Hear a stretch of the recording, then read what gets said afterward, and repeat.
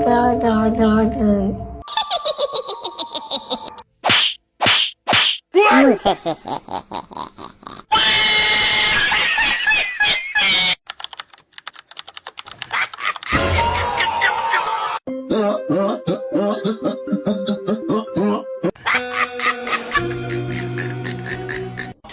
hours later.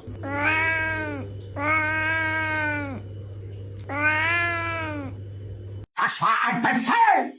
Der Angriff Steiners war ein Befehl!